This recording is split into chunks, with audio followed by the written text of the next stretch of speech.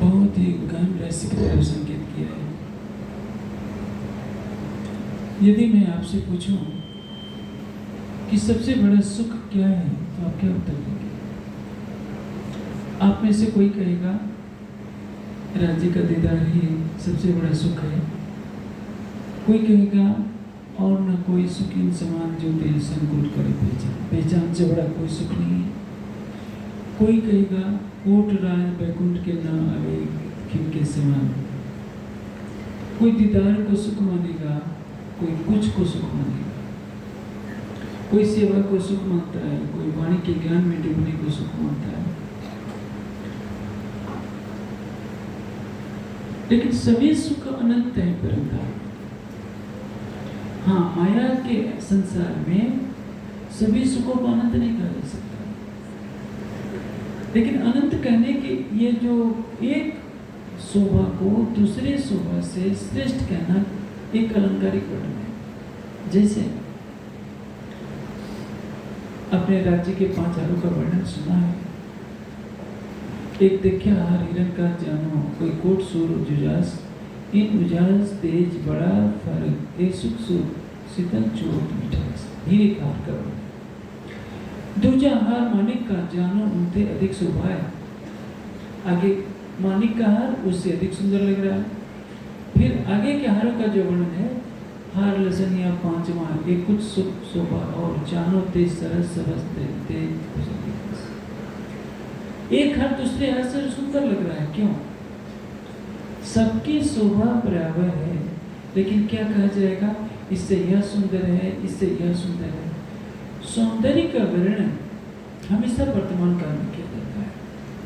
एक बात ध्यान में रखनी है, जब आप सौंदर्य वर्णन करेंगे तो उसका एक सिद्धांत है, अतीत काल का भी वर्णन होगा। लाखों करोड़ों वर्ष के पूर्व के भी किसी व्यक्तित्व का श्रृंगार वर्णन करेंगे तो वर्तमान काल में करेंगे। सीता और राम का सौंदर्य हो, पार्वती और शिव का सौंदर्य हो, विष्णु का सौंदर्य हो, किसी भी कवि ने अपनी जब लेखनी उठाई है तो ये नहीं कहा है कि राम का मुखारबिंद ऐसा सुंदर लग रहा था, नहीं कहेगा, लग रहा है जैसे वर्तमान में वाणी में इस तरह की शैली की अभिव्यक्ति बार बार हुई है। जिस अंग का वर्णन किया जाएगा उसको सबसे अधिक सुंदर कहा जाएगा। सभी एक से एक अधिक है। इसका तात्पर्य क्या है? वाणी से परे है, इतना अधिक है जिसको व्यक्त करने की सामर्थ्य हमारे पास नहीं है। यदि कह दिया गया उससे ये कम सुंदर है तो परिणाम क्या होगा? प्रश्न खड़ा हो जाएगा। जैसे जब हीरे का हार का वर्णन होगा तो उससे अधिक सुंदर कुछ नहीं। माणिक का वर्णन होगा तो कहा कि नहीं, पहले वाले से ये ज्यादा अच्छा लग रहा है। मोती का वर्णन किया जाएगा तो कहेंगे नहीं, दूसरे से भी तीसरा हाथ ज्यादा, तीसरे से चौथा और चौथे से 5वां। इसीलिए तो कहा है, बनन हुए चतुराई से आशिक धरे को नाम, एक अंग छोड़ जाए और लगे सो नहीं आशिक को काम। इसमें भी कहा से परमात्मा वह जो राज्य के किसी अंग की शोभा में देख दृष्टि लगाती है तो उसमें डूब जाए, बाहर ना निकल सके और कहे कि इससे अधिक कुछ नहीं। मुखारबिंद को देखे लगे तो लगे कि मुखारबिंद से अधिक सुंदर कोई नहीं। चरण कमल को देखे तो लगे कि उससे अधिक कुछ सुख नहीं। कहने का आशय क्या है? परम धाम के सभी सौंदर्य में वहदत है, एकत्व है, सबकी शोभा बराबर है। एक और चौपाई आती है, ये निर्णय करना अर्ज का तिनमें भी हक चार, नूर अकल इत क्या करे जित लदुनी को देखा। नूर अकल इत क्या करे वर्णन के किससे हो रहा है? व्यक्त करने वाला कौन है? जागृत बुद्धि। नूर अकल इत क्या करे जित लदुनी को देखा। लदुनी किसको कहते हैं? तारतम को। तारतम कौन है? साक्षात स्वरूप इंद्रावती तारतम को होता है। साक्षात स्वरूप इंद्रावती, इंद्रावती जी के अंदर राज्य का साक्षात आवेश स्वरूप है, इसलिए उनको क्या कहेंगे? तारतम का अवतार। तारतम क्या है? राज्य के स्वरूप की पहचान है। सुंदर साथ जी, मैंने यही बात कह दी थी 100 दिन की यात्रा में, तो ऐसा लगा था कि जैसे भूचाल आ गया। मैंने यही तो कहा था, तारतम क्या है? धनी की स्वरूप की पहचान है। मंत्र किसको कहते हैं? मैं आज उस विषय पर नहीं जाऊंगा क्योंकि किसी अंतर हो जाऊंगा। मंत्र में ज्ञान निहित होता है। वेद में 20,414 मंत्र हैं। एक एक मंत्र में ज्ञान की रश्मियां विद्यमान है और ऋषि मुनि उनका चिंतन करके समाधि अवस्था में उसके अर्थ का साक्षात्कार करते थे। तो उसको क्या कहते हैं? ऋषियों मंत्र दृष्टारण मंत्राण संप्राप्त। तारतम वाणी इसको कहते हैं, तारतम वाणी, तारतम की वाणी। देवचंद जी के तन से 1 चौपाई का तारतम उतरता है, महावती जी के तन से 6 चौपाइयों का तारतम उतरता है। पुनः तारतम का जो तारतम अंग इंद्रावती विस्तार, उस तारतम का भी तारतम खिलवत परिक्रमा सागर सिंगार जो अक्षरातीत के वातत खिलवत निस्वत हकीकत मार्फत की व्याख्या करता है। उसका प्रकटीकरण किसके तन से होता है? महावती जी के तन से। अब यह तारतम क्या है? साक्षात सिर्फ इंद्रावती तारतम को अवतार, पहले दिखाई पार के 3 पार के भी पार।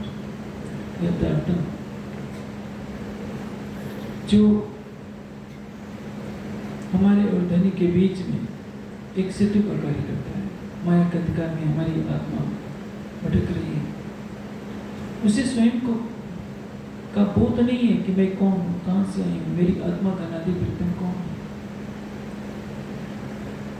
अब इस श्रृंगार के 5वें प्रकरण में एक विशेष चौपाई आती है, अंतिम चौपाई।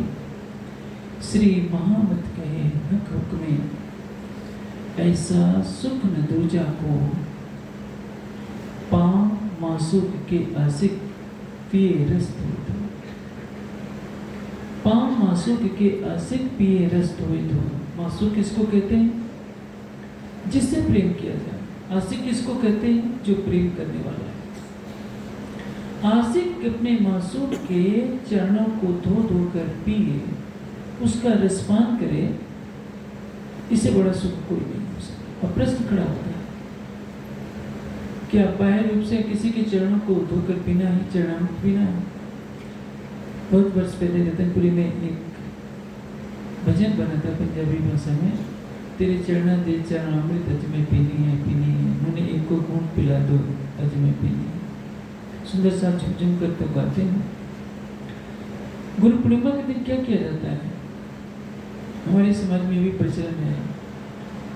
सुंदर साहब जो गुरुजन कहलाते हैं, किसी के जल से चरणों को धोया जाता है तो किसी के चरणों को दूध से भी धोया जाता है और सचमुच आज भी पिया जाता है। हमारे सुंदर साहब में परंपरा है, प्रवाहियों में परंपरा है। यहाँ कहा गया है कि जो ब्रह्मात्मा है, जो राज्य से प्रेम करती है, वही तो परमात्मा है। मासूम कौन है? राज्य बैठे मासूम की जाहिर पर दिन न लगे इत। मासूम मुख देखन को है नैना भी न तरसे। बैठे मासूम की जाहिर, मासूम श्री राज जाहिर पर प्रत्यक्ष रूप से बैठे। कहाँ? हर आत्मा के दिल में बैठे। लेकिन कौन देखना चाहता है? जो संसार के प्रेमी होते हैं वे अपने प्रेमास्पद के लिए क्या करते हैं? आगो आशिक ऐसे के जो माया के उत्पन्न कोट बेर मासूम पर उड़ाते हुए। मैंने कई दिन पहले की चर्चा में कहा था, प्रेम का अर्थ ही होता है देना, लेना नहीं। अपना सब कुछ लुटा देना, अपना भला बुरा नहीं सोचना। इसलिए इल्म सियानत देता है और इस दीवानगी में डुबो देता है। जो अपना सोचता है कि मेरा क्या होगा, वो प्रेम का अधिकारी नहीं। जो सोचता है अपने अहम को लेकर, वो प्रेम का अधिकारी नहीं। प्रेम क्या है? अक्षरातीत के हृदय में उमड़ने वाला जो रस है, वही तो रस का सागर है, वही प्रेम है। प्रेम संसार की आसक्ति को नहीं कहते। मैं पहले कहता हूँ, आसक्ति में और प्रेम में 36 का आंकड़ा है। जहाँ प्रेम है वहाँ आसक्ति नहीं, जहाँ आसक्ति है वहाँ प्रेम है। आसक्ति का मूल रूप क्या है? मोह। मोह क्या है? अज्ञान प्रभो मोह। मोह से अज्ञान होता है और अज्ञान से मोह होता है, दोनों एक दूसरे के पूरक है। मोह का मूल क्या है? तम, तमस, माया का बंधन। प्रेम क्या करता है? प्रेम खोल देवे सब द्वार। प्रेम माया के सारे बंधनों को हटाकर प्रीतम से मिलन करा देती है। अब हुक्मे द्वारा इश्क का द्वार खोल लिया। श्रृंगार के दूसरे प्रकरण में क्या लिखा है? अब हुक्मे द्वारा खोलिया लिया अपने हाथ हुक्म, दिल मोह के आई के अर्ज कर बैठे कैसे। प्रीतम ने अपने आदेश से परमात्माओं के लिए परम धाम का द्वार खोल दिया है। ये द्वार कैसे खुलेगा? इश्क के द्वार। इश्क कहाँ से आएगा? अपने अस्तित्व को भुला दीजिए, इश्क आ जाएगा। जब तक आप अपने अस्तित्व का आभास देंगे, आपका अहम विकराल रूप में या सूक्ष्म रूप से आपके मन मस्तिष्क में बैठा रहेगा। और जिसका अहम खड़ा होता है वो प्रेम के मार्ग पर एक कदम भी चल नहीं पाता। जो मिट्टी में स्वयं को मिला देगा वही तो प्रेम के मार्ग पर चलेगा। परमात्माओं के लिए जो चुनौती दी गई है कि आगो आशिक ऐसे के जो माया थे उत्पन्न, जो माया से उत्पन्न हुए आशिक हैं, कोट बेर मासूक पर उड़ाए देवे अपना। मैंने उस दिन प्रकाश हिंदुस्तानी में का प्रसंग देकर एक प्रसंग सुनाया था। शशि से भी योग, शशि और पुनु का अपने प्रसंग बताया था। पुनु रावी नदी का वर्णन है, शशि से प्रेम करता है। वो क्या करता है? कच्चे घड़े पर बैठकर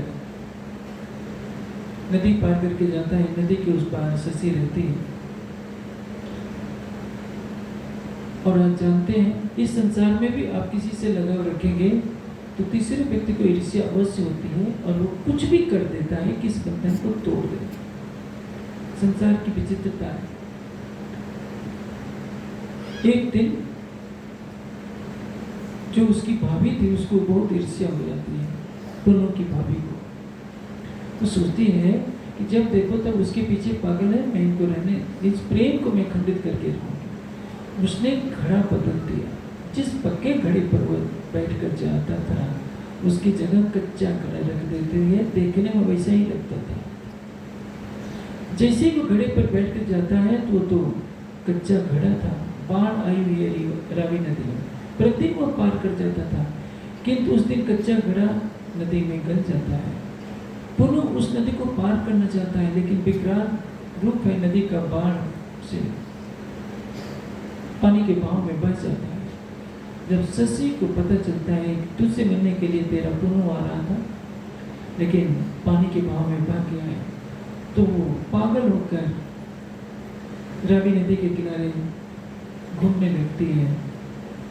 सोचती है कि मैं जानती हूँ कि मेरा पुनः इस संसार में नहीं है, किंतु कोई झूठे भी आकर कह दे कि देख शशि तेरा पुनः आ गया, तो इस बधाई को सुनाने वाले के लिए कोट बेर में करोड़ों बार अपने गर्दन काटकर उसको सौंप दूंगा। ये झूठे संसार के प्रेमियों की कहानी है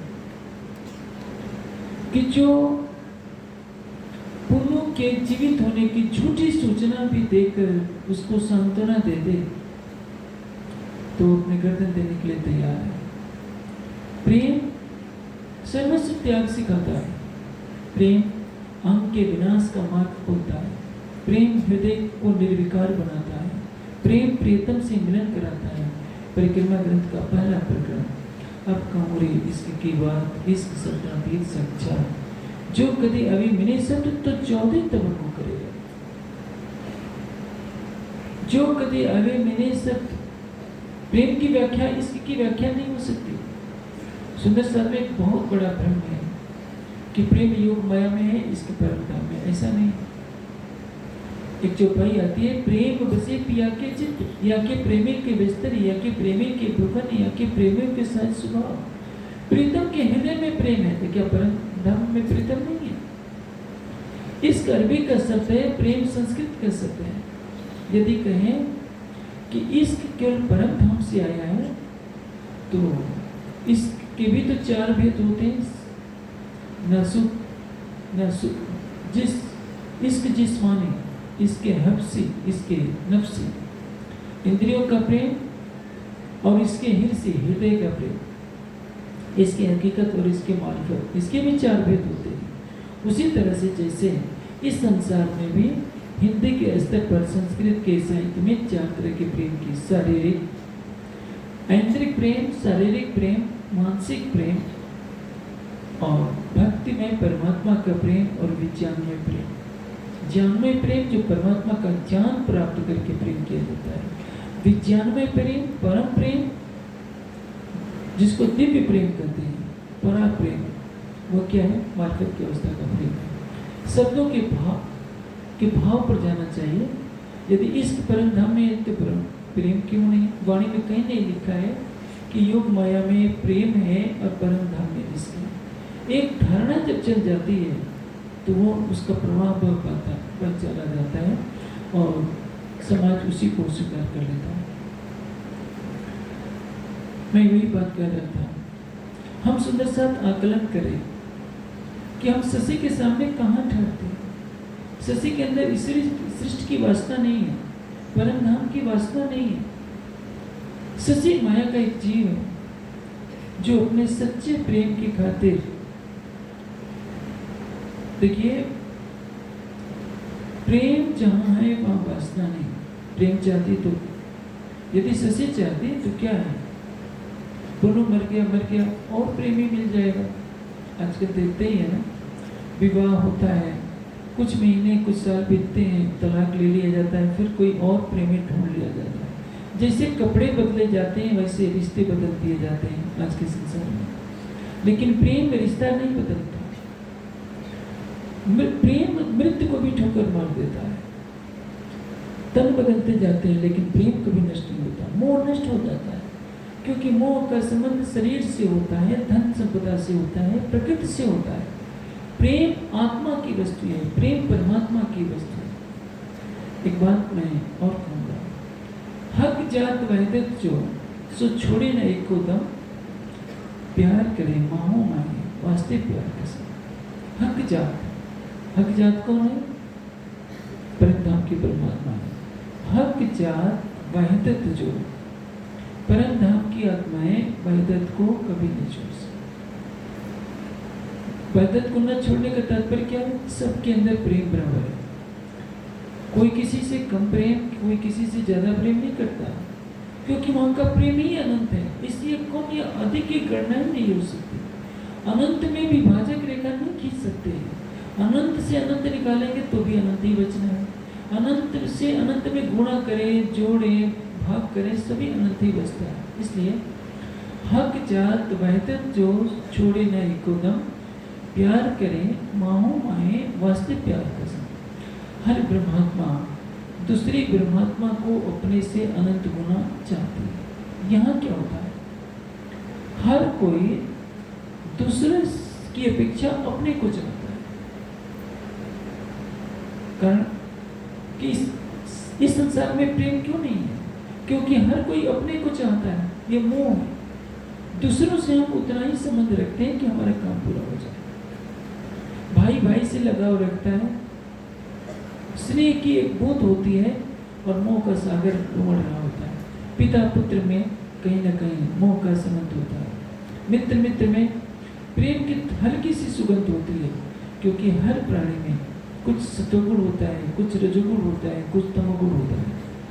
रज और तम के बंधनों को जिन्होंने काट लिया है, सतोगुण में स्थित होकर जिन्होंने ध्यान में अपने को डुबो लिया है, राज्य की कृपा बरसती है, तब उनके अंदर प्रेम की सुगंधी आएगी, तब वो जानेंगे कि प्रेम होगा। यदि जिससे मान लीजिए किसी का विवाह हो गया तो यह मत समझिए कि उनमें प्रेम पैदा हो गया। उनमें आकर्षण है, शरीर का आकर्षण, मोह है, रिश्तों की प्रबलता है। हम इनके पुत्र हैं, इनके भाई हैं, इनके मित्र हैं। लेकिन जो प्रेम है, प्रेम से तो मौत भी डरा करती है, क्योंकि मालूम है कि सच्चा प्रेम मरने के बाद भी बना रहेगा। परम धाम की परमात्माएं न जाने कितने तनों को छोड़ती आई है। हम सुंदर साहब जिनके अंदर परम धाम की आत्मा है, विक्रम संवत 1638 में श्यामा जी के साथ सबकी सुखता आई है। और इस बार इस तन में ताकत ज्ञान मिलने से पहले हमारी आत्मा ने न जाने कितने जीवों का तन पकड़ा होगा। न जाने हमारी आत्मा कब पुरुष तन धारण करती होगी, कब स्त्री तन धारण करती होगी। तन बदलते गए क्योंकि माया की लीला को देखना होता है। यहाँ प्रसंग है, पांव मासुक के आशिक पिए रस धोए धोए। मैं यही बात कह रहा था। आशिक क्या चाहता है? अपने मासुक के चरणों को धो धोकर पीना चाहता है और उसमें उसको ऐसा आनंद मिलता है कि मोहम्मद कहे हक हुक्म में, हक के हुक्म से मोहम्मद जी कह रहे हैं। मूल स्वरूप का आदेश है कि मोहम्मद तो इस बात को बता दे कि आशिक के द्वारा मासूक के चरणों को धो धोकर पीने से बड़ा सुख कोई। अब इसमें आध्यात्मिक भाव है। शब्दों के अर्थ करना चाहिए। शब्दों का अर्थ करेंगे तो कोई आपसे लगाव रखेगा, कहेगा कि हम तो आपके चरण धोएंगे और पिएंगे, क्योंकि वाणी में लिखा है पांव मासूक के आशिक पिए रस धोए धोए। इसे प्रकाश में कादनी का दृष्टांत है। आज से कुछ वर्ष पहले जब सुंदर साहब को वाणी की चौपाइयों का अर्थ नहीं आता था तो चरखा लेकर सूत काटते रहते थे। एक सुंदर साहब ने पूछा कि भाई सूत क्यों काट रहे हो? कहा कि प्रकाश वाणी में लिखा है कि सूत काटो। अरे भाई, प्रेम का सूत काटने की बात कही गई है। चरखा लेकर सूत काटोगे तो आत्मा की जागृति का कोई मतलब नहीं है। आप सोचिए, चरण किसको कहते हैं? कोई महान पुरुष विद्यमान हो, उसके पास कोई दर्शन के लिए आता है और वो पूछता है कि कैसे आए? क्या कहेंगे? आपके चरणों में आए। चरण तो कितना होगा? 1 फुट का होगा, आधे फुट का होगा, जैसे किसी का पैर लंबा होता है। किसमें आते हैं? उनके कक्ष में आते हैं। लेकिन क्या कहते हैं? हम आपके चरणों में आए। चरणों में आने का तात्पर्य क्या है? ये भावात्मक अभिव्यक्ति है। जहां आपके चरण कमल है, आपके चरणों की सानिध्यता में आए। जैसे पुराने राजे रजवाड़े होते थे, क्या करते थे? अपने अहंकार की पुष्टि के लिए कोई आता था तो सामने देखा तो क्या कहते हैं? नीचे देखो, मेरे सामने से आंखें मिला रहे हो। ये दृश्य आपको देखना है तो रानी लक्ष्मीबाई का जो रानी लक्ष्मीबाई के ऊपर जो पिक्चर बनी है उसको देखिए। अंग्रेज कहते हैं मनुष्य आंखें नीची करो, लक्ष्मीबाई आंखें नहीं नीची करती है। उनके पति गंगाधर राव तो आंखें नीची कर लेते हैं, वो मना कर देती है कि मैं नहीं नीची करूँगी, क्योंकि अंग्रेजों को लग रहा था एक हिंदुस्तानी औरत आंखों में आंखें डालकर कैसे देख रही है, सिर झुका नहीं रही है। लेकिन यदि हमारे मन में किसी के लिए श्रद्धा हो तो अनायासी आंखें झुक जाती हैं। अब उसी को अलंकारिक रूप में क्या कहा जाता है? हम तो आपके चरणों में आए। किस लिए आए हैं? चरणों का दर्शन करने के लिए।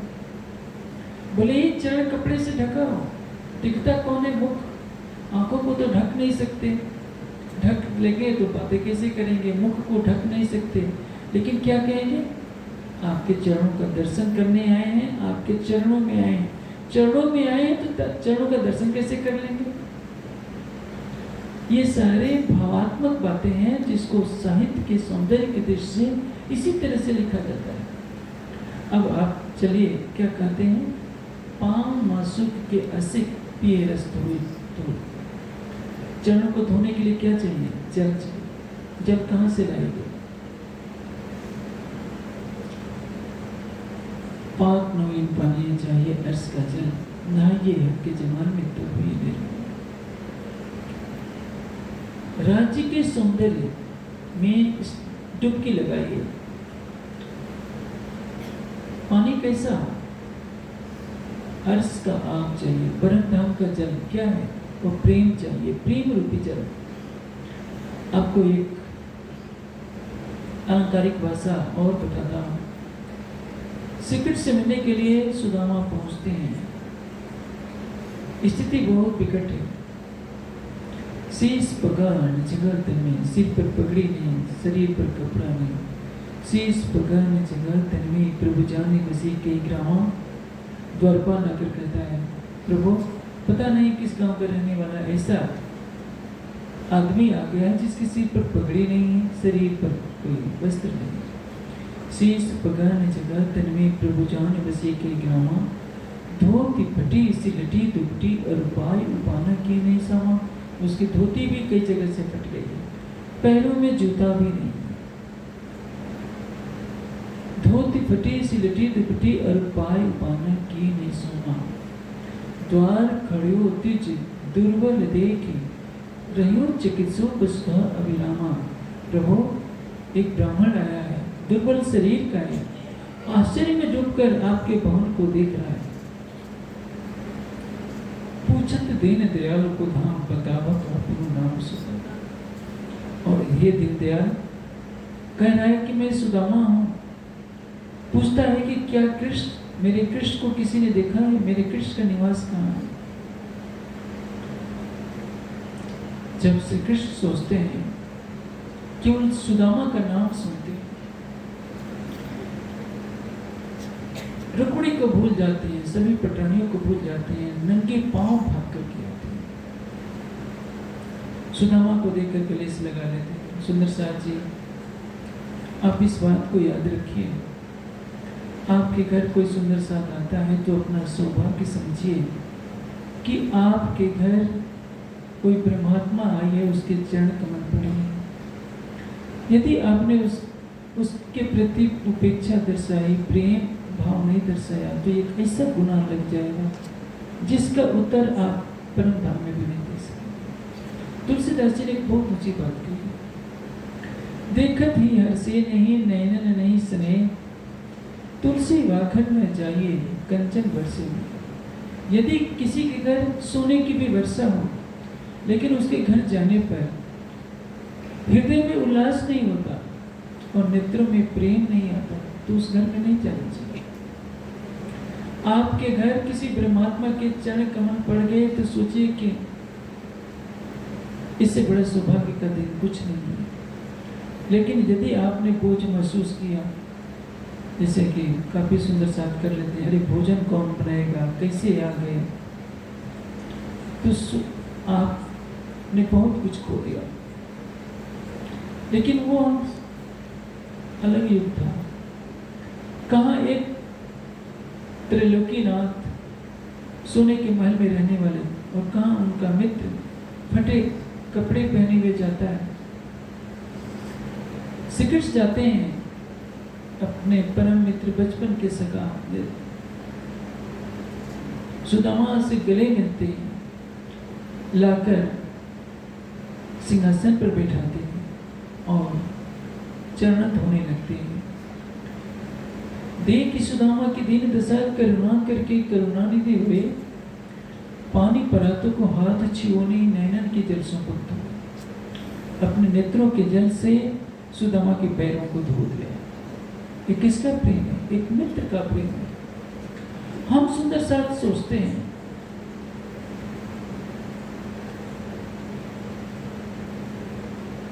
कि हम केवल वाणी पढ़ लेंगे, चितवनी कर लेंगे तो राज्य मिल जाएंगे, राज्य मिल जाएंगे। बस एक बात याद रखिए, वाणी तो अक्षरातीत का हृदय है। अक्षरातीत ने अपने हृदय में उमड़ने वाले ज्ञान के सागर को वाणी के रूप में रख दिया। लेकिन यह भी समझिए, अक्षरातीत का हृदय ही तो किसी ब्रह्मात्मा के रूप में भी है। आप चितवनी करते हैं, इससे अच्छा कोई कार्य नहीं। चितवनी भी कीजिए, वाणी भी पढ़िए, लेकिन किसी के हृदय में बैठी हुई ब्रह्मात्मा को घृणा के दृष्टि न देखिए। महामती जी ने क्या कहा? ये मोहे सवे न जाने जो कहीं साथ में कटुक। यदि आप किसी को किसी तरह से दुखी करते हैं तो एक बहुत बड़ा गुनाह हो जाए। आप सुदामा को देखिए, शरीर हड्डियों का ढांचा है, उनकी पत्नी ने क्यों भेजा है? उनकी पत्नी कहती है कि समा और कोदो जैसे निकृष्ट अन्न आधे पेट भी मिल जाते पतिदेव, तो मैं आपको नहीं कहती कि कृष्ण के पास जाइए। कृष्ण आपके बात सखा है, आप ही के पास जाइए। तो मित्र के पास क्या ले जाएं? 2 मुट्ठी, 1 मुट्ठी कहीं से भिक्षा में मिला हुआ चूरा मिल जाता है, उसी को फटे कपड़े में बांध देती है। बेचारे सुदामा छिपाए रहते हैं, और कि कहीं मैं, ये तो सोने के महल में रहने वाला मेरा कृष्ण, दास दासियां सैकड़ों हजारों हैं, मैं उपहार में यह क्या दूं? लेकिन यह देखिए, जो वैकुंठ का नाथ है वो सत्ता नहीं दिखाता अपनी, वो बचपन के बाल सका को भूल नहीं पाता, छिपाए रहते हैं कि कहीं कृष्ण की नजर में पड़ जाए, और वो छीन लेते हैं कि सुदामा जी मेरी भाभी ने क्या भेजा है, और जबरन खाने लगते हैं। पहली मुट्ठी खाते हैं तो रुक्मिणी देखती रहती है, दूसरी मुट्ठी खा लेते हैं तो भी देखती रहती है, तीसरी मुट्ठी खाने को करते हैं, हाथ पकड़ लेती है। वैसे ही पौराणिक मान्यता है, अलंकारिक भाव है, कहती है भगवान तीनों लोक दे दोगे तो रहोगे क्या?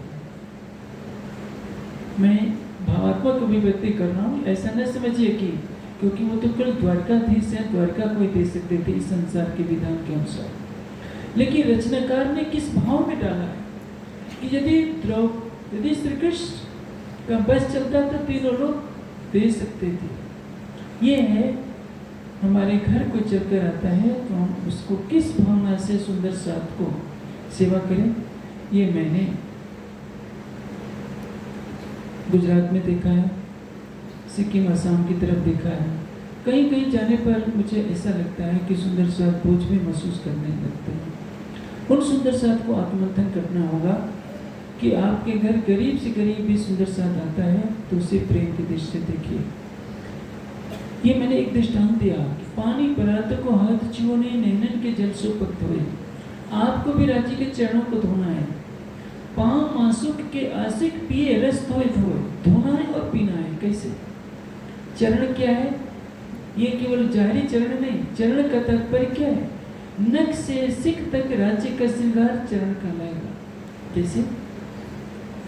महामत कहे सुनो साथ, देखो खोल वाणी प्राणनाथ, धनी जी लाए हैं धाम से वचन, जिनसे न्यारे न होए चरण। धनी लाए हैं धाम से वचन, रांची परम धाम के वचन लाए हैं, जिनसे न्यारे न होए चरण। जिन वचनों से राज्य के चरण कमल अलग नहीं होते। चरण कमल का तात्पर्य क्या होगा? राज्य का संपूर्ण स्वरूप इन वचनों से कभी अलग नहीं होता। इन वचनों में कौन बसता है? राज्य का स्वरूप। इसलिए वाणी को राज्य का वाङ्मय कलेवर माना गया। अब यहाँ चरण का अर्थ केवल ये बाह्य चरण लगा लेंगे तो ऐसा नहीं होगा। यह चरण तो अंग है। स्वरूप को चरण क्यों कहा जाता है? क्योंकि अपने अस्तित्व को जिसके स्वरूप के सम्मुख का प्रस्तुत हो रहे हैं, अपने अस्तित्व को हमेशा के लिए विलीन कर दिया जाता है। प्रश्न यह है कि केवल आशिक मासूम के चरणों को धो धोकर क्यों पिएगा? मुख को क्यों नहीं पिएगा? एक व्यवहारिक रूप से मैं आपको बताने का प्रयास करूंगा। पिता बच्चे के सिर पर हाथ रखेगा, बच्चा खुश हो जाएगा। गुरु बच्चे शिष्य के सिर पर हाथ रखेगा, लेकिन गुरु या पिता अपने पुत्र या शिष्य के पैरों को छू देगा तो क्या कोई भी शिष्य अपने गुरु से पैर छुलाना पसंद करेगा? क्यों नहीं कह जाएगा? उसको लगता है कि नहीं, ये तो हमने बड़ों का अपमान कर दिया। क्योंकि सिर सर्वोपरि माना जाता है, पैर सबसे नीचे है। इसका भाव क्या है? हमारा सर्वस्व आपके चरणों में समर्पित है। हमने आपके प्रेम में अपना अस्तित्व मिटा दिया है, इसलिए महान व्यक्तित्व के चरणों में सिर झुकाए जाते हैं, उसके चरण छुए जाते हैं। बड़ा छोटे के सिर पर हाथ रख सकता है, छोटा बड़े के सिर पर हाथ नहीं रख सकता। छोटा बड़े के चरणों में हाथ लगाएगा, क्योंकि वो दर्शाना चाहता है कि हम आपकी गरिमा के समक्ष, आपकी महानता के समक्ष अपने अस्तित्व को समाप्त कर रहे हैं। पांव मासूक के आशिक पिए रस धोए धोने के लिए प्रेम का जल चाहिए। प्रेम कहां से आएगा? परिक्रमा के चौथे प्रकरण में इश्क उपजे का प्रकरण है, उससे आप प्रेम लीजिए। प्रेम आएगा अटूट विश्वास से, अटूट समर्पण से। इल्म नहीं, ज्ञान नहीं तो आपको विश्वास नहीं, विश्वास नहीं, समर्पण नहीं। जब तक समर्पण नहीं तब तक प्रेम कहां से आएगा? प्रेम नहीं तो मासूक के चरणों को, मासूक के नख से सिक तक श्रृंगार को आप धोएंगे कैसे? मासूक के श्रृंगार को धोने के लिए आवश्यक है पांव मासूक के आशिक पिए रस धोए धोए, कि आप राज्य के नख से सिक तक की शोभा को देखने के लिए, दीदार करने के लिए अपने हृदय में अखंड प्रेम भर लीजिए। और वही अखंड प्रेम नख से सिक तक प्रीतम की शोभा को दर्शाएगा। इसलिए तो कहा है, लाओ प्यार करो दीदार। अपने हृदय में प्रेम भरना पड़ेगा। ज्ञान से दीदार नहीं होता है, ज्ञान विश्वास दिलाएगा। अटूट विश्वास, अटूट ईमान जिसको कहते हैं, आस्था जिसको कहते हैं। जिस सुंदर संत ने वाणी पढ़ ली है, वाणी की चर्चा सुनी है, वाणी का चिंतन किया है, वो राज्य के अतिरिक्त किसी अन्य को अपना हृदय नहीं दे सकता। इसलिए इश्क का प्राण क्या है? इल्म। और इल्म का प्राण क्या है? इश्क। इश्क नहीं होगा तो मार्फत का इल्म नहीं आएगा। मार्फत देवे इश्क, इसके हुए दीदार, इसके मिलिए हक्सों, इसके खुले पटद्वार। मार्फत का इल्म आपको मिलेगा, सागर श्रृंगार का ज्ञान आएगा तो इश्क हकीकत का आएगा। मार्फत देवे इश्क, इसके हुए दीदार, इसके मिलिए हक्सों, इसके खुले पटद्वार। इश्क से राज्य से मिलन होगा और इश्क माया का पर्दा हटाता है। इसलिए पहली आवश्यकता क्या है?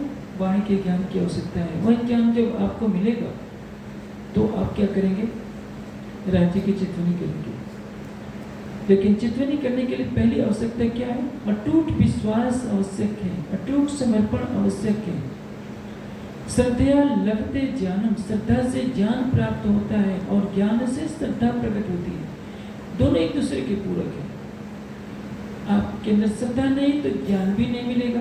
ज्ञान तो यदि आपको आ गया तो श्रद्धा, सच्ची श्रद्धा, सम्यक श्रद्धा जिसको कहते हैं, वो प्रकट होती है। इसी श्रद्धा का एक शुद्ध रूप क्या है? अटूट विश्वास। विश्वास हो गया तो आपने अपना सर्वस्व समर्पण किया। बिना श्रद्धा विश्वास के कोई समर्पण नहीं करता। जो समर्पण करता है इसी को तो कहते हैं पहचान बिना गिरो क्या करे यार मुक्ति सेवा तूने सुख हो ज्योति अंतर अडुटार, अनेक विध सेवा करी तूने उपस्थित उठा। महामती जी की आत्मा यही बात दर्शा रही है। जब समर्पण आ गया तो बाकी क्या रहा? समर्पण का तात्पर्य क्या है? हर कोई कह देता है हम तो आपके प्रति समर्पित हैं, आपके प्रति समर्पित हैं, लेकिन जरा सी बात आती है तो समर्पण का वास्तविक रूप दिख जाता है। यदि आपने समर्पण कर दिया तो आपको बोलने का अधिकार नहीं, आपको मस्तिष्क के घोड़े दौड़ाने का अधिकार नहीं है। आपको कहा गया कि कूदिए, आपको प्रश्न खड़ा करने का अधिकार नहीं है कि मैं तो मर जाऊंगा, मेरे पैर टूट जाएंगे, तो ये समर्पण नहीं हुआ। यदि आपने राज्य के प्रति समर्पण कर दिया तो यह प्रश्न मत खड़ा कीजिए कि राज्य मुझे आपने इल्म नहीं दिया, आप मेरे से जागने नहीं करवा रहे हो, मुझे दर्शन नहीं दे रहे हो। आपने जब स्वयं को दे दिया, राजा जनक ने अपना दिल दिया था अष्टावक्र को, और घोड़े पर चढ़ने में जितना समय लगता है उतने ही समय के लिए ब्रह्म ज्ञान को प्राप्त कर लिया। यदि अष्टावक्र जैसा एक ऋषि अपने शिष्य जनक को घोड़े पर चढ़ने जितने समय में केवल समर्पण भावना के कारण ब्रह्म ज्ञान करा सकते हैं, तो राज्य भी आपको उससे भी कम समय में अपना दीदार दे सकते हैं। लेकिन प्रश्न खड़ा यह होता है, हम समर्पण की भाषा नहीं जानते, हम श्रद्धा की भाषा नहीं जानते, हम प्रेम की भाषा नहीं जानते, तो मासूक के चरणों को धोएंगे कैसे? पांव मासूक के आशिक पिए रस धोए धोए। जो आशिक ब्रह्मात्मा है राज्य के चरणों को धो धोकर पीते हैं। इसका आशय क्या है? नख से सिर तक राज्य की शोभा को देखना, उसमें डूबना। और इसका आप क्या है? प्रेम। प्रेम है आपके हृदय में, तभी माया का बंधन हटेगा, तभी आपका अहम मिटेगा, और तभी आप की सुरता मूल मिलान में पहुंचेगी, तो दीदार होगा। दीदार से जो आनंद प्राप्त होता है उसको आत्मसात करना ही आशिक के द्वारा मासूक श्री राज्य के नख से सिख तक अर्थात चरण कमलों को धो धो करके पीना है। इसका बाह्य अर्थ नहीं लेना चाहिए, तीन ही अर्थों में जाना चाहिए। जैसे एक जो भाई आती है, अंग से अंग लगाए के पिया कीजिए हाँसी रस से, इसमें गहरा भाव है, लेकिन इसका बाह्य अर्थ लेंगे तो समाज भटक जाएगा। इसलिए अक्षरातीत की वाणी है, हम अक्षरातीत के प्रेम को अपने हृदय में भरें, तब वाणी का अर्थ पता चलता है। हम संसार की बुद्धि से जब सोचेंगे तो जैसे रास के कई प्रकरणों का, कई चौपाइयों का विकृत अर्थ हुआ है, उसी तरह से कई चौपाइयों का भी उल्टा अर्थ हो जाता है और समाज भटकने लगता है। पाँव मासूक के आशिक पिए रस धोई धोई, धो धोकर राज्य के चरणों का रस पीना है। अर्थात चरणों का रस क्या है? राज्य की शोभा का आप दर्शन करेंगे, जो आनंद पी होगा उसको पीना। पिएगा कौन? आपकी आत्मा। रो नैनो दीदार कर, रो जुबान मत हो, रो कानों बातें सुने, यही पट रो अरस कर। आत्मा के नेत्रों से देखिए, आत्मा के कानों से बातें सुनिए, और आत्मा की जीवा से जी भरकर उनसे बातें कीजिए। उनके सौंदर्य के सागर में अपनी आत्मा को ऐसे डुबो दीजिए जो हौज कौसर की मछली दिन है या दिन जो परम धाम के हौज कौसर में विचरण करने वाली, जिसको आनंदमय सर्वमदीयम सरल कहा गया है, विचरण करने वाली ब्रह्मात्मा होगी। वह राज्य से कभी भी पल भर के लिए नजर नहीं हटा पाएगी। आपस में जिस दिन सुंदर साथ एक दूसरे को आत्मिक दृष्टि से चाहेंगे। अभी हम किस दृष्टि से चाहते हैं? खानदानी आधार पर, हमारी कुल खानदान का है, हमारे क्षेत्र का है, हमारी जाति बिरादरी का है, इसी आधार पर सुंदर साथ से सुंदर साथ में घनिष्ठता होती है। ये अपनी पसंद का कोई व्यक्ति मिल गया, कोई विद्वान मिल गया, कोई कुछ मिल गया, हमारी चाह तो इस आधार पर है। हम आत्मिक दृष्टि जिस दिन सबके हृदय में बैठी परम धाम की आत्मा को देखेंगे, उस आत्मा के धाम हृदय में बैठी हुए अपने प्राणेश्वरी कुल स्वरूप को देखेंगे, उस दिन हमारे हृदय में प्रेम की तरंगे प्रकट होने लगेगी। और उस दिन हमारे हृदय में से जो हमारे हृदय से जो प्रेम की सत्ता प्रवाहित होगी, हम उस सत्ता में खुद स्नान करेंगे और उसी प्रेममयी सत्ता के दिव्य जल से राज्य के चरणों को धोएंगे, नख से सिख तक को धोएंगे, उनके हृदय कमल को जी भर कर देखेंगे, होठों को देखेंगे, गालों को देखेंगे, नेत्रों को देखेंगे, घुघराले बाहों को देखेंगे, कमर को देखेंगे, चरणों की लाख एड़ियों को देखेंगे, हथेलियों को देखेंगे, नाखूनों को देखेंगे और नरम उंगलियां पतली उनको भी देखेंगे, वस्त्र आभूषणों की शोभा को देखेंगे। इसको क्या कहेंगे? पाँव मासूक के असिक पिए रस धोए। इससे ज़्यादा मैं नहीं कहूँगा, मेरा समय पूरा होता है। आज की रात्रि के बाद कल का जो समय होगा, वह समय कल की चर्चा के बाद आप अधिकतर सुंदर साथ अपने घरों को प्रस्थान कर जाएंगे। पुनः 1 वर्ष के बाद वार्षिकोत्सव पर आएंगे। कोई सुंदर साथ जब मिलते हैं तो कहते हैं कि इस बार हम जरूर ज्ञान बिठाना चाहते हैं। मुझे हंसी आती है। सुंदर साथ क्यों कहता है कि इस बार आएंगे? आप हर बार आइए। 14 सितंबर से 20 सितंबर तक का वार्षिकोत्सव हमेशा हमेशा के लिए अपरिवर्तनीय है। इसी तिथि पर राज्य ने चाहा तो हमेशा कार्यक्रम होते रहेंगे। इस वर्ष काफ़ी सुंदर साथ आया है और मुझे बार बार, ऐसे तो हर वर्ष सब सुंदर साथ को आह्वान किया जाता है कि सुंदर साथ जी अपने चरण कमल ज्ञानपीठ के प्रांगण में रखिए। लेकिन आप संदेश की प्रतीक्षा न कीजिए। ज्ञानपीठ आपका है। बिना निमंत्रण के, निमंत्रण तो परायों को दिया जाता है, अपने को कभी निमंत्रण नहीं दिया जाता है। लेकिन आप आकांक्षा रखते हैं कि हमको निमंत्रण दिया जाए तो मैं जाऊं, तो औपचारिकता पूरी करनी पड़ती है। इसलिए जब तक ये धरती रहे, जब तक सूरज चांद रहे, जब तक ज्ञानपीठ रहे, मैं हमेशा हमेशा के लिए कहता हूँ सुंदर साथ जी 14 सितंबर से 20 सितंबर के लिए पहले से तैयारी कीजिए। हर वर्ष आइए, प्रतीक्षा न कीजिए, एक बार नहीं बार बार। और मैं आशा करूँगा कि सुंदर साथ वाणी की इस रसधारा को अपने हृदय में आत्मसात करके जाएगा, घर जा करके अपने प्राणेश्वर की सुबह में स्वयं को डुबोएगा और जहाँ तक संभव है उस ज्ञान धारा को दूसरों में फैलाने का प्रयास करेगा, इस संकल्प के साथ कि जलाओ दिए पर रहे ध्यान इतना